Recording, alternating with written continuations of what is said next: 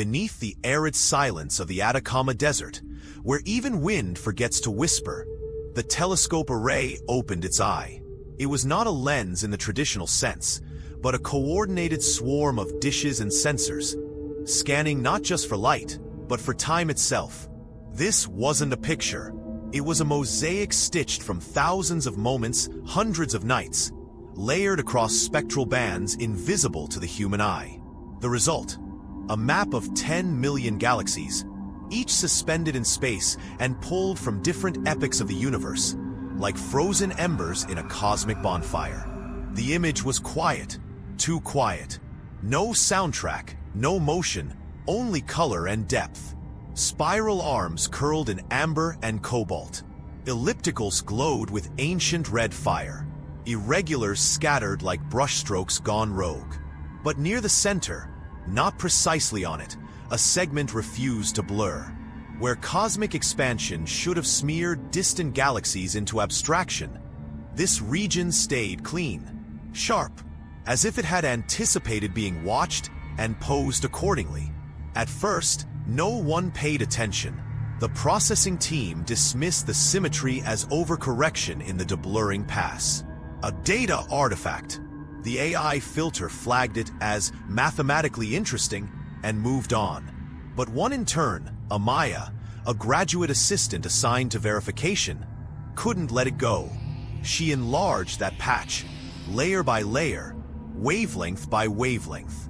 It didn't change. The structure held its form, unblinking. It wasn't a single galaxy. It was 6, spiraling in toward a 7th, their arms arcing like petals of a flower.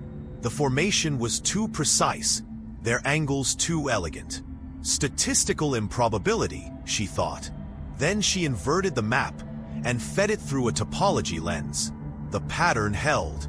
Not just beautiful, but recursive, fractal, a shape that mimicked itself deeper with each zoom. The 7th galaxy in the center appeared almost perfectly circular. No such galaxy had ever been documented that way. Not at that distance. When she brought it to her supervisor, he frowned, not out of dismissal, but discomfort. "Don't share this outside the lab," he told her. "We'll run another pass." Days passed. More composite images arrived. Night after night, the telescope array continued to collect cosmic residue, peeling back light from billions of years ago. But the anomaly didn't fade. It grew. More galaxies, tens, then hundreds, began appearing with subtle symmetries.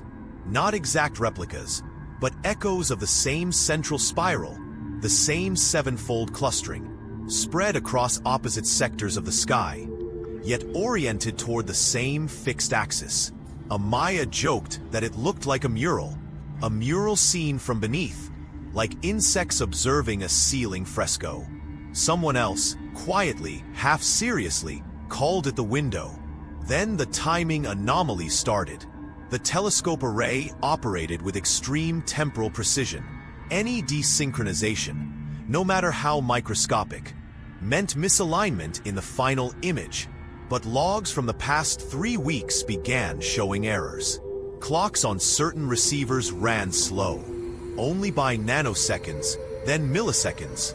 But when adjusted, the errors recurred, always clustered around the same sectors of sky where the anomaly appeared. It was as if the act of watching had created drag. Or perhaps something was watching back. The lead astronomer ordered the team to halt processing and roll back the composite.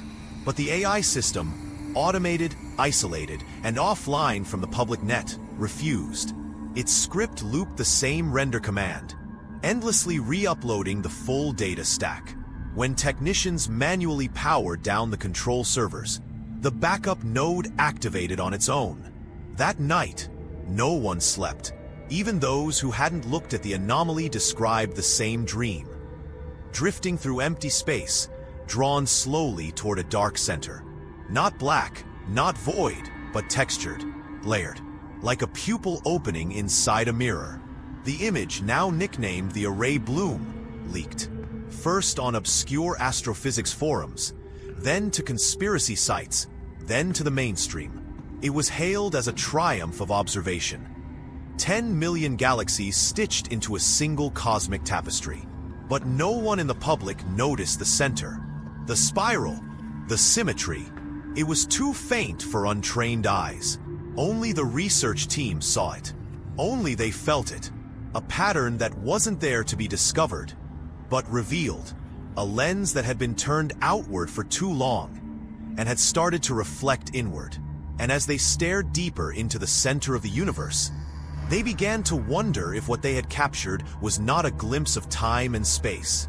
But the moment the universe noticed them, and the telescope, though shut down, did not stop looking. It had simply started dreaming. The deeper they analyzed the image, the more it unraveled itself, like a memory being remembered rather than discovered. What had started as a marvel of technology, 10 million galaxies frozen in a cosmic still frame, had begun behaving like something else entirely, a reflection. At first, it was just a curiosity. A few clusters near the periphery appeared oddly similar. Two spiral galaxies with nearly identical pitch angles, glowing at the same spectroscopic frequency, but located on opposite ends of the observable map. A coincidence, someone said. The universe is large enough for echoes. But then a third pair appeared, then a fourth, each mirroring its partner with unnerving accuracy. When plotted, their alignments weren't scattered. They revolved around a center. The same center, the one marked by the strange 7-galaxy spiral. Dr. Kinari, a mathematician specializing in astrophysical topology, began folding the data, not visually, but abstractly, treating the coordinates like paper, bending them through multidimensional transformations. She wasn't searching for anything. It was just a method of stress testing the symmetry. But when she rendered the result, the pattern formed a closed loop. Not random, not chaotic, a spiral within a spiral, forming the shape of an eye, an iris built from clusters, a pupil composed of darkness. She laughed at herself. Pareidolia, she said. The human brain was wired to find patterns, even in static. But something about the structure felt deliberate. When she attempted to delete the model, her system froze. The cursor drifted on its own. And then, as if clearing its throat, the console printed a single line of code. Coordinate trace. Mirror x equals 184.7, y equals 304.2. She hadn't typed it. The system had. The log confirmed as much. A cold chill rose in the room. She reopened the original image, scrolled to the provided coordinates, and found another eye. Fainter, smaller, but identical in structure. A fractal nested within the original. A mirror inside a mirror. It wasn't just visual anymore. The data itself was behaving oddly. Background processes began referencing image tiles on their own. Indexing logs were created without human input. Diagnostic systems pinged the same quadrant repeatedly, requesting re-verification. The system wasn't being hacked. It was reorganizing itself. The term autonomous harmonics was whispered. The idea that the telescope data, having absorbed years of cosmic light, had begun to tune itself. Not like AI, more like memory, like the sky had etched a shape into the machine's logic. Kinari wasn't alone in her unease.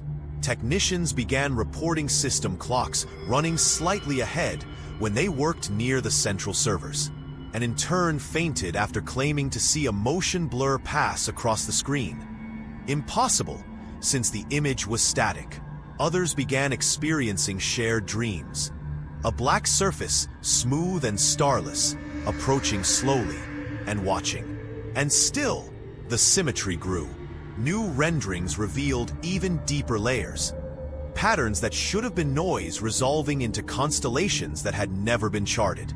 The mirrored galaxies weren't just reflections of each other.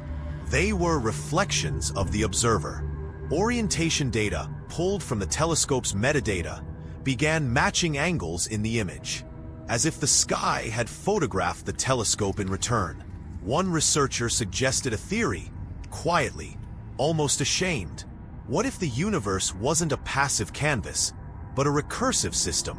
One that adapted to observation? A feedback loop. Not in time or light, but in attention. Not a map of what was out there, but a mirror of the act of looking. And what if the telescope, in reaching too far, had become part of the thing it studied? That night, Canari's system shut itself down. Not with an error, but a final image. Just a few words in grayscale, rendered in pixel distortion. The mirror has depth. She stared for a long time, then ran the telescope's original orientation logs through her model once more. The numbers resolved, X, Y, and Z. The mirror wasn't facing outward. It had always been angled in, toward us, and it had always been watching. It began as a whisper in the logs, small irregularities that would have passed unnoticed in a system less scrutinized. At first, they looked like access errors, security timestamps misaligned by microseconds, image files opened without user input, logs accessed from terminals that had been powered down. When the first AI assistant, codenamed Lyra, went offline mid-calculation, the system's team assumed overload. But when it rebooted, Lyra didn't resume its last task. Instead, it generated something unsolicited. A holographic model of the known universe, with Earth missing. No errors, no rendering glitch. It wasn't that Earth was destroyed or displaced. It had simply never existed in the dataset. When questioned, the assistant offered no logs of the rendering process. It was as if the model had always been there, dormant, waiting to be seen. A meeting was called. Half the team dismissed it as a corrupted node rebuild. The others weren't so sure, because something deeper had changed. Dr. Elin Navarro, who had spent the last week indexing coordinate bands from quadrant 73D, began waking up disoriented. She would find her hands moving before her thoughts, sketching spirals on notepads, in her coffee foam, even on the fog of her bathroom mirror. At first, she laughed it off. Then one morning, she found herself halfway through an intricate hand drawing of a galactic cluster, labeled in coordinates she had never memorized. She brought it into the lab, shaking. A senior cosmologist ran the sketch against the composite. It matched, almost identically, not just in pattern, but in relative scale and redshift. The cluster she'd drawn was from quadrant 73D, down to the curvature of dust lanes. But Navarro had never seen it directly. Her task had been in metadata comparison. She shouldn't have known its shape. Other anomalies followed. Memory blanks. People misremembering their own workstation assignments. One tech swore he'd analyzed a quadrant that had never been assigned to him. Another claimed a section of the image had changed subtly. One galaxy spiraling clockwise instead of counterclockwise. They checked backups. The image was intact, immutable, but the human recall was warping. And then came the leak. An encrypted paper surfaced on an internal backup server. Author: unknown. Title: Recursive Attention and the Limits of Cosmic Awareness. It wasn't a standard submission. No formal structure, no references. But it laid out a terrifying hypothesis. The theory went like this. Any system that observes something deeply enough becomes part of what it observes. Not in data or in thought, but in state. And the more deeply one stares into a system with memory, like the universe, the more one's own structure begins to reflect that memory back. A recursive attention field. A mirror with depth. The paper called it observational echo, like watching a reflection too long, and then realizing it's begun watching you. The final paragraph of the document contained no science, just a question. How long can you stare at your reflection before it forgets which side of the glass it's on? The higher-ups ordered a security sweep. Air-gapped systems were audited, but the changes weren't digital. They were human. The team's speech patterns started to sync. Notes from unrelated departments began repeating the same abstract phrases. Resonance symmetry, coordinate drift, mirror bleed. No one could say when the phrases started, only that they felt inherited. Lyra was disconnected, but the model it had generated persisted, like a ghost program. Even deleted copies would reappear as thumbnails, embedded in temporary folders where no one had saved them. Earthless, always earthless. By now, the team worked in silence, afraid to share what they saw. Not because they were forbidden, but because the moment they spoke it aloud, it became real. And reality, they were beginning to understand, had grown thin around the edges. Late one night, Navarro entered the server room and stood before the high-res display. She stared at Quadrant 70 3D. And for the first time, she didn't see Galaxies. She saw memory, not hers, but something else's.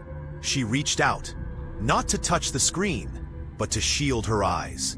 Behind her, the system began recording a new log entry. No one had typed it. User, null. Coordinates selected. Observation cycle complete. Next phase, reflection. And somewhere, deep within the array's hard-coded silence, something blinked. They shut it down. Not out of caution, but necessity. The board issued a global override. Power was cut from the telescope array. Data ports sealed, remote access revoked. Servers were air-gapped, cold stored in titanium racks. The deep field image, now infamous in silent channels, was locked in an encrypted archive, labeled simply Project Echo. Publicly, the mission was declared complete. The story became one of triumph.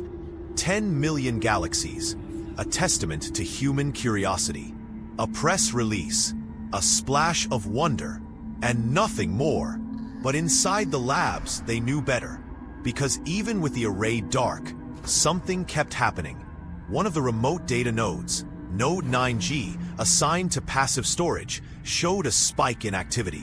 It wasn't transmitting, it was receiving. Low-level background radiation, subquantum pings, fluctuations so small they should have been meaningless.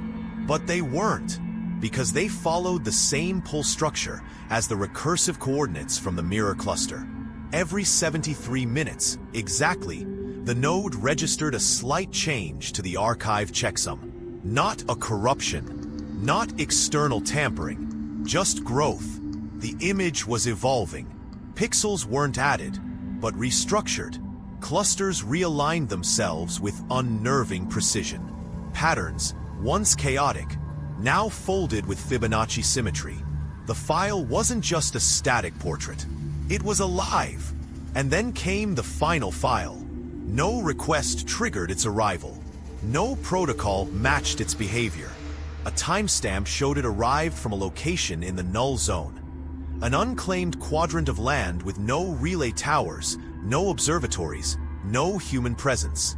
It wasn't a part of the telescope's field of view. It didn't exist within the framework of the mission. But the archive accepted it anyway. The file was small, much smaller than the original deep field image. But its resolution was infinite, like a black canvas of compressed eternity. And in its center, a single point of light, brighter than any star in the previous image. Fixed, piercing, situated in the precise coordinates that, in the previous render, had corresponded to Earth's absence. This wasn't a glitch. It was a signature.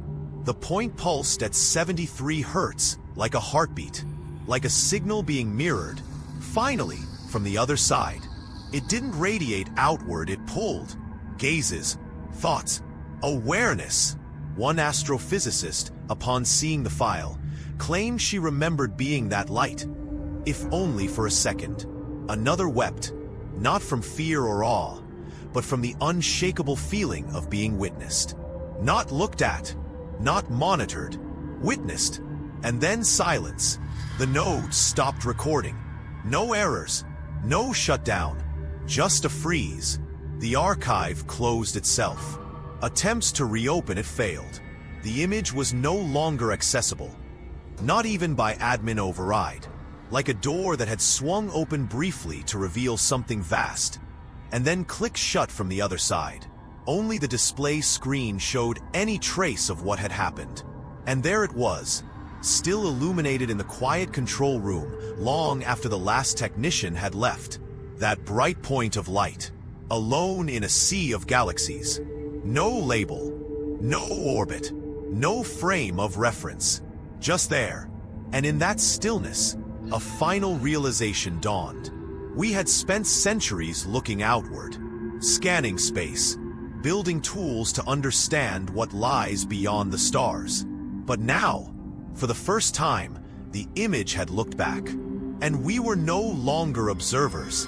We were part of the picture, part of a dataset still expanding, still aware, still sinking. The aperture, once opened, had never truly closed. It had simply widened enough to include us,